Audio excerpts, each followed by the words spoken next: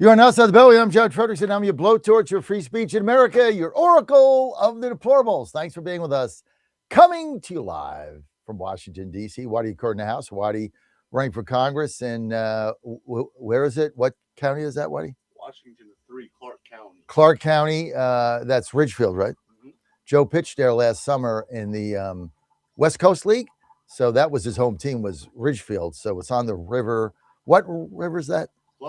Columbia River, gorgeous. And we had I stayed there. I think I was there 2 weeks, and we had a lot of fun. He had a really good summer, but it was good going there. I'd never been there. I stayed there 2 weeks, did my show there, and had salmon out of the Columbia River, which was caught fresh. And you walk along that pier that they have there that they put in. As I was staying right there, I forget, I think at the AC Hotel or something. But Joe was with a family inland, but we were staying there because he was traveling. But they had all these fresh fish places, but they're not necessarily restaurants. They're just little like kiosks, right? And they get the fish right out of the Columbia River, fried up and give it to you. I mean, it was really, really good. We had a good time there. Great little town. Funniest thing I saw, and I put it out on the tweet, is on Main Street. There was a sign in a storefront for a fortune teller, and then they had on the door, out of business. Like, she didn't foretell that she was going out of business. I just thought that was funny. I don't know how that popped in my head. Mike says my video is frozen. Well, that's not good, Mike. Sometimes the little thing comes out here. All right, seems like we're back. Let's get Phill Kline involved here. Phill Kline, Liberty University College professor of law there, also former attorney general, as you know, and also host of my show. And by the way, Phil, we got an opportunity for you Wednesday, Thursday, and or Friday next week, 8 to 10. I'll be at the RNC winter meetings in Santa Barbara. So if you'd like to fill in for me, you can just text me. Let me know any of those days that work for you. We got Carl in the morning, Dave Bratt Tuesday. So, Phil, thanks for joining us. You there? Phil, I'm not getting your audio. Can you hear me now? Yes, sir. All right. Good morning. Yes, I will check on my schedule, John, and I'll get back to you. Yeah, get back to me today if you can, and we would appreciate that. So I gotta just get your opinion here. So yesterday we find out that the DNC, let me see if I can find it, be sure that I've got the right one here. I'm trying to do it without my glasses. All right, I got to do it from memory. So the DNC basically launches a new NGO effort where they're going to be registering voters in key swing districts. They got millions and millions of dollars put in to nonprofit organizations to get new voters under 30, non-college educated, to register to vote, which means obviously they're going to, the various, immigration illegal enclaves and, getting illegals to vote, which is basically what the effort is. So here we go again. The money flowing into these nonprofits, and it's no longer government money now because we've kind of shut that down. That scam's over. But it's these Marxist billionaires that are putting this money in to basically collapse America. I mean, if you're a billionaire, like, what is your agenda here? Why do you want the country to dissolve? Well, I think there's a couple of reasons, generally. First of all, there are people who actually believe in that ideology, even though they live inconsistent with it. Secondly, if you can get an economy as large as the United States to be able to be managed by fear, then you can manipulate that economy to your own profit. And that's, in a lot of ways, what we've seen through a lot of these globalist efforts.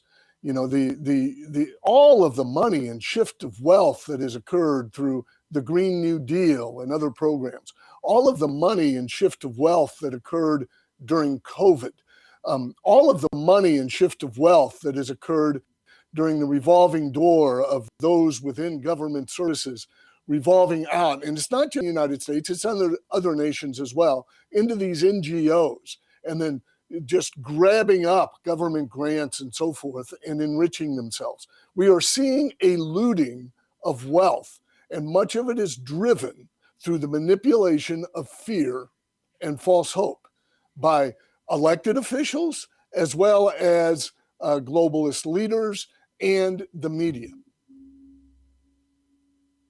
So a lot of this was driven by COVID, right? I mean, COVID was a test that the left basically wanted to see how far we would go, how far fear would drive us. So they were kind of shocked when everybody just went and cowered in their little homes and took the kids, we're okay without school. We're okay without going to church.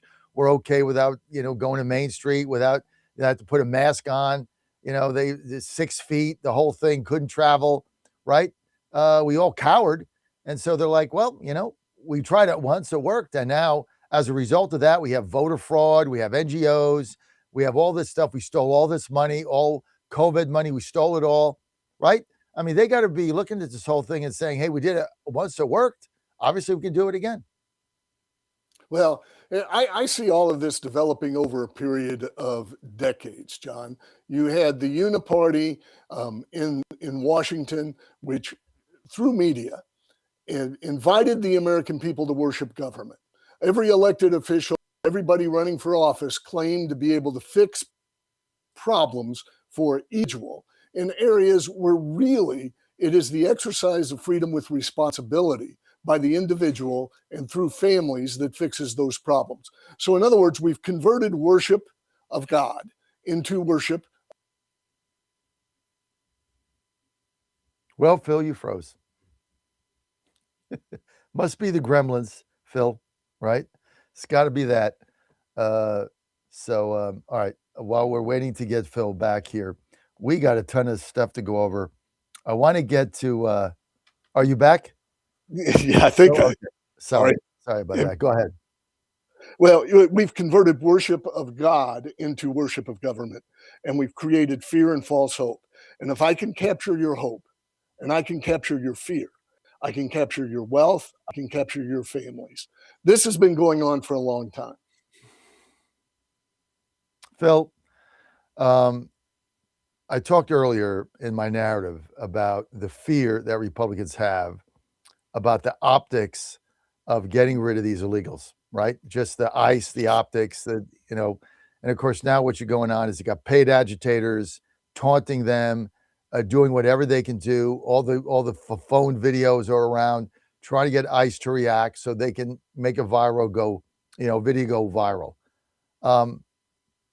Where are they going with this?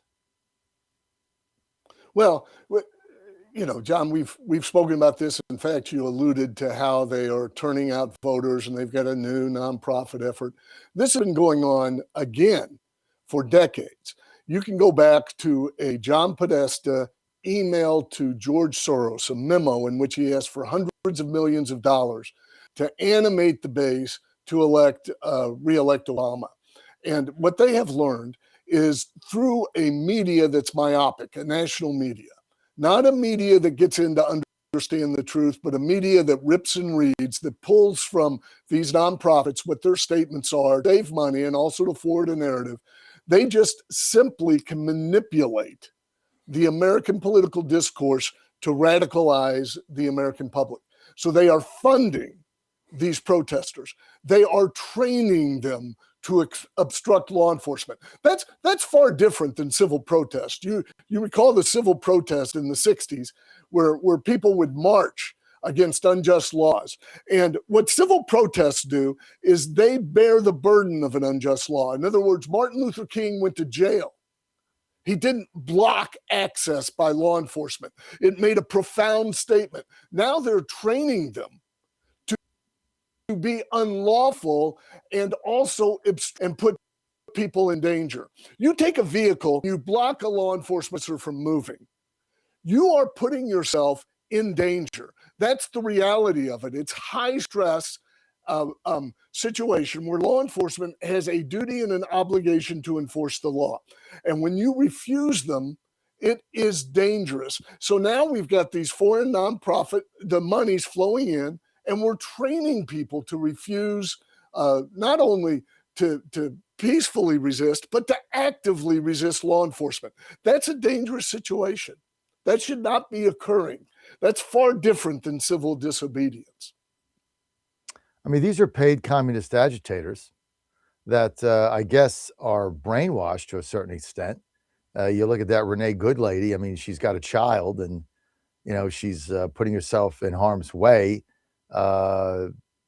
They asked her to get out of the car. She can get out of the car. I mean, I don't know. And she tries to run over an ICE agent. Like, who does this?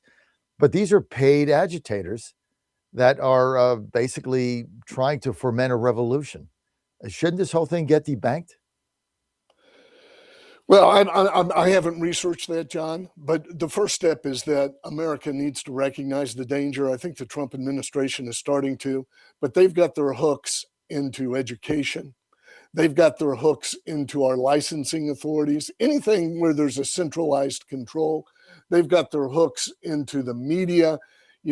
We've spoken about how there are 3 or 4 leftist nonprofits that package all of the mainstream media stories. We lost Phill again. All right, Phill, we're gonna have to let you go. I don't know what's going on with your stuff there, but anyway, get back to me on filling in, and be sure you get an Ethernet in there. You get yourself a hard line. Okay, Phill. Sorry, the Chiefs are out of the playoffs. Are they still? What are they doing now? Playing mini golf or something? Maybe you guys would get Aaron Rodgers as your backup. We'll be right back. Tony Lyons next.